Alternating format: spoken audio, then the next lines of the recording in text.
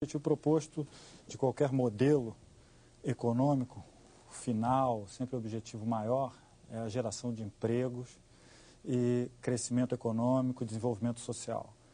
E o Brasil é o laboratório onde foram aplicadas diversas políticas de cunho monetarista, que são essas políticas de arrocho fiscal, austeridade monetária, de câmbio flutuante, volátil, e o resultado tem sido que o país tem crescido a uma taxa de 2,5% nos últimos 20 anos em média. Então, esse resultado aponta que o modelo está esgotado, que nós temos que pensar em alternativas. Existem muitas alternativas, o que o livro propõe é só uma delas. E o que mais me interessa é o debate em torno dessas alternativas, do que, na verdade, defender uma única alternativa como a possível, a necessária para o país voltar a crescer, a se desenvolver e a gerar empregos. Eu acho que a primeira questão importante a ser mencionada é que crescimento não traz necessariamente inflação. É possível crescer sem inflação. O mundo já mostrou isso em diversas experiências. A década de 90 nos Estados Unidos foi isso. Um crescimento forte, sem inflação. Portanto, do ponto de vista teórico ou da história, temos experiências de que é possível crescer sem inflação. Portanto, eu diria que a minha preocupação central seria de geração de empregos. Mas, se tivéssemos que controlar a inflação, eu acho que a taxa de juros ela é eficaz, tem se mostrado eficaz.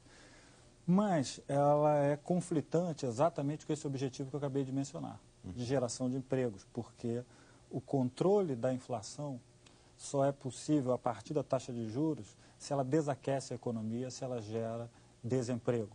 Então ela é eficaz para controlar a inflação, mas ela é, na verdade, o grande mal que a economia tem quando está num patamar elevado para a geração de empregos. Então eu pensaria em formas não monetárias, alternativas, de controle da inflação.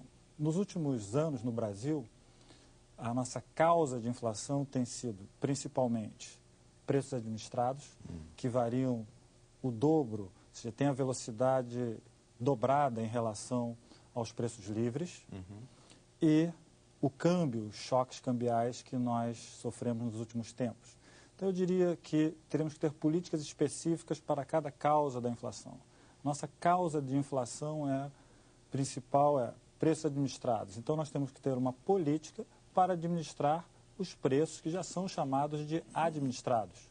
Eles, na verdade, têm exatamente esta velocidade que acabei de mencionar. Preços administrados, eles crescem o dobro dos preços livres.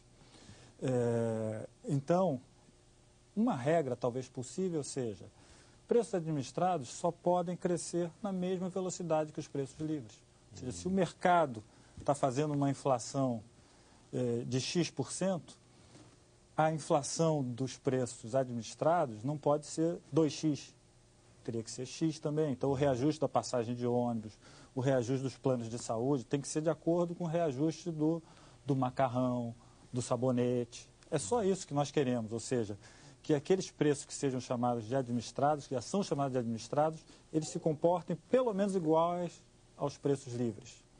E precisamos também ter uma política cambial. Aliás, esse termo já não existe mais no vocabulário oficial, mas é preciso retomá-lo. Temos que ter uma política cambial. A política cambial, do meu ponto de vista, o que precisamos fazer é ter uma taxa de câmbio que seja competitiva para nossas exportações de manufaturados e seja estável. Ou seja, ter uma taxa de câmbio que não traga a inflação de fora para dentro do país. Isso é relativamente conhecido como se faz, basta o Banco Central acumular reservas e controlar o movimento de capitais especulativos, de curto prazo, financeiros, que mantenhamos a liberdade dos capitais comerciais e de investimentos como está, ou seja, uma ampla liberdade para essa atividade. Mas a atividade financeira de movimentação de capitais tem causado choques cambiais, e esses choques cambiais têm sido transmitidos internamente para o país através da inflação. Então eu diria que para manter a inflação sob controle em resumo, vamos administrar os preços administrados, vamos manter um câmbio estável. 10 anos de educação nesse país equivalem a 1 ano de juros. Então, isso é que tem que ser mudado. Isso é que tem que ser mudado, porque isso é que gera emprego. Quando se gasta dinheiro em juros, não se gera um emprego sequer, porque quem recebe juros não transforma aquilo em gasto. Mas quando se gasta construindo hospital, escola, etc., quem trabalhou na construção do hospital, da escola, e depois vai ser um professor, etc., vai transformar esses gastos em mais gastos. Então, o gasto com educação, saúde, previdência gera emprego. O gasto com juros não gera nenhum emprego. Então, nós temos que abaixar a taxa de juros para mudar essa composição do orçamento e investir no mercado interno. Essa taxa de câmbio atual, ela gera desemprego. Gera desemprego na indústria, os exemplos são claros. A indústria calçadista está fechando as portas para exportação.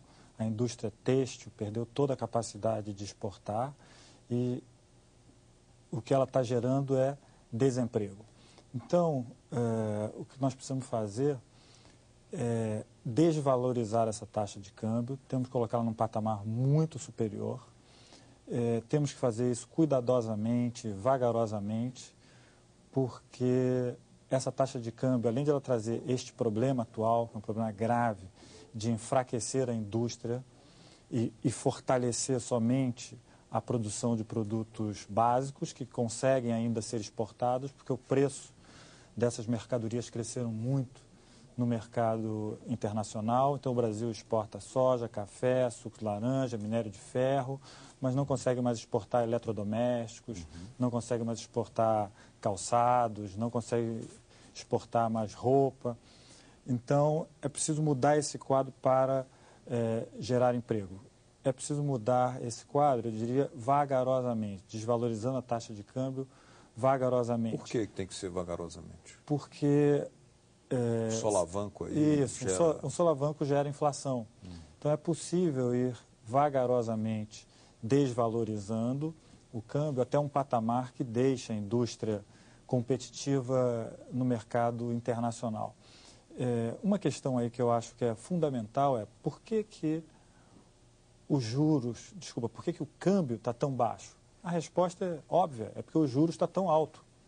Então, é os juros altos que atrai capitais para o Brasil e que joga para baixo a nossa taxa de câmbio. Então, se está todo mundo achando que o câmbio está muito baixo, na verdade, isso é só o outro lado da moeda dizer que o juros está muito alto. Então, o que a gente precisa ter é a fórmula dos países asiáticos. É câmbio alto e juros baixos. O Brasil está de cabeça para baixo. O Brasil está com câmbio baixo e juros altos.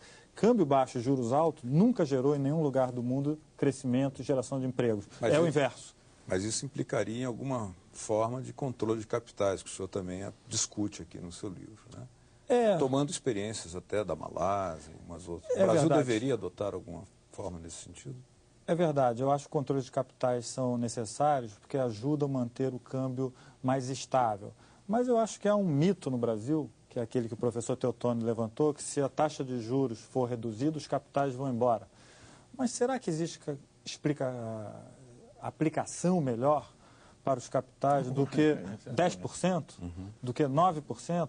Os capitais estão indo para a Argentina para ter um rendimento de 8% ao ano. Estão aqui no Brasil achando uma beleza, porque aqui tem 12,75% no mínimo. Então, nós temos muito espaço para reduzir a taxa de juros sem haver fuga de capitais. Temos muito espaço. Então, a discussão sobre controle de capitais ela é importante, é necessária, mas não é esse o caso. Para reduzir a nossa taxa de juros para os patamares argentinos, de 6%, de 7%, não é preciso haver ainda controle de capitais. Ou seja, há muito espaço. Ou seja, a taxa de juros está muito alta, está muito além do limite. É só lembrar que no começo do governo Lula, ela era 26,5%. E aí falava-se que se ela fosse reduzida, os capitais iriam embora. Ela já está menos da metade do que era e os capitais ainda não foram embora. Então, ainda há muito espaço para se reduzir. Eu imagino que banqueiros não têm uma aplicação melhor do que essa de 12,75. Se ela vai para 10, ela continua sendo a melhor. Se ela vai para 9, continua sendo a melhor. Se ela vai para 8, a Argentina está lá recebendo capitais com 8% de juros. Então, eu acho que existe muito espaço para a redução da taxa de juros.